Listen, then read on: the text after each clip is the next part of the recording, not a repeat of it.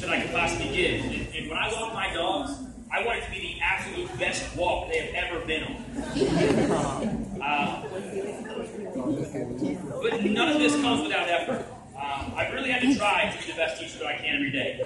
I take trainings during the summer, spend hours planning, and am constantly reflecting on what's going on in my class. This is just like you guys, spending hours studying for Mr. LeGrand's tests. Hello. Spending your weekends catching up on Miss Taylor's homework.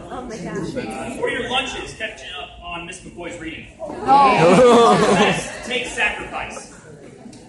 Saying you want to be the best is never enough. If you want to be the best, you have to go out and do it. That being said, this isn't me saying that you have to be the absolute best at everything. Only that you can't settle for where you currently are. If you see someone who's doing something better than you, it's not your role to be upset or jealous. Instead, when I see this, it drives me to continue being better. A king doesn't surround himself with pawns. I try to go into every situation knowing that everyone has something to teach me. Even if what you learn is how not to do something, that person still has value. Just last night, I sat next to a woman at a restaurant who was giving our server an extremely hard time. She ordered the exact same thing that I did. She then proceeded to point at my food, coming inches away from actually touching it, while yelling at the server about how it didn't look the same, before belittling and lying to the manager about what had happened. This woman was clearly in the wrong and was taking it out on this woman who had nothing to do with the preparation of her food. I was reminded of the most important lesson my mother ever taught me. This was to always be grateful and appreciate everything that anyone does for you, no matter how small. It's one of those things that takes so little effort, but makes such a big difference. Being nice to someone and wanting to be the best at everything I do actually got me my first teaching job. When I graduated from college, I spent 2 weeks at home hanging out with my mom, who I hadn't really seen in a year. Then packed up everything I owned and moved across the country.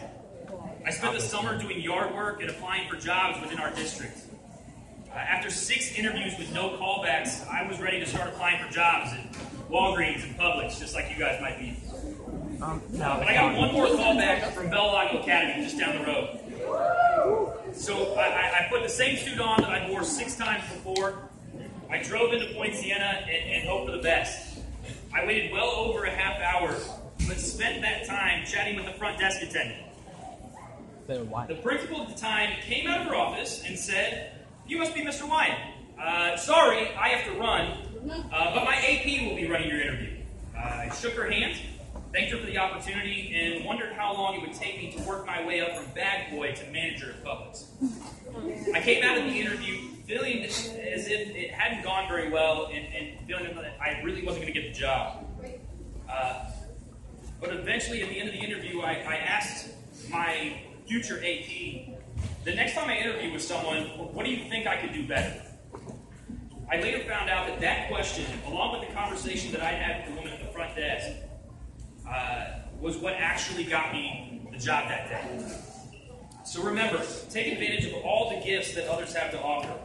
And the immortal words of Coach Weiler, stay hungry, stay humble. I